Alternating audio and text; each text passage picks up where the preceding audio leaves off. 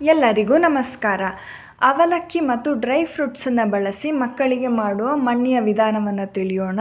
2.5 ಚಮಚದಷ್ಟು ಅವಲಕ್ಕಿಯನ್ನು ತಗೊಂಡು ತೊಳೆದು ಬಿಸಿ ನೀರಿನಲ್ಲಿ ಅರ್ಧ ಗಂಟೆಗಳ ಕಾಲ ನೆನೆಸಿಡಿ.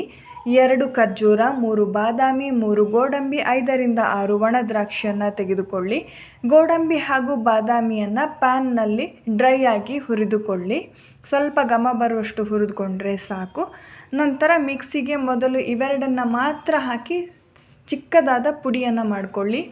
ನಂತರ ಅದಕ್ಕೆ ಖರ್ಜೂರ, ಒಣ ದ್ರಾಕ್ಷಿ ಹಾಗೆಯೇ ನೆನೆಸಿಟ್ಟಂತಹ ಅವಲಕ್ಕಿಯನ್ನು ಹಾಕಿ ಅರೆದುಕೊಳ್ಳಿ. ನೀರನ್ನು ಮಧ್ಯೆ ಮಧ್ಯೆ ಅಗತ್ಯಕ್ಕೆ ತಕ್ಕಷ್ಟು ಹಾಕಿ ನುಣ್ಣಗೆ ಅರೆದುಕೊಳ್ಬೇಕು. ಅರೆದಾಗ ನೀವು ಕೈಯಲ್ಲಿ ಮುಟ್ಟಿ ನೋಡಬೇಕು, ಯಾವುದೇ ಗಟ್ಟಿ ಪದಾರ್ಥ ಉಳಿದಿಲ್ಲ, ನುಣ್ಣಗೆ ಅರೆದುಕೊಂಡಿರೋದು ಹೌದಾ ಅಂತ ಒಮ್ಮೆ ಪರಿಶೀಲಿಸ್ಕೊಳ್ಬೇಕು. ನಂತರ 1 ಚಮಚ ತುಪ್ಪವನ್ನು ಪ್ಯಾನ್ಗೆ ಹಾಕಿ ಈ ಅರೆದಿಟ್ಟುಕೊಂಡಂತಹ ಮಿಶ್ರಣವನ್ನು ಅದಕ್ಕೆ ಹಾಕಿ ಚೆನ್ನಾಗಿ ಕಲಸಿ ತುಪ್ಪ ಚೆನ್ನಾಗಿ ಮಿಕ್ಸ್ ಆಗಲಿ.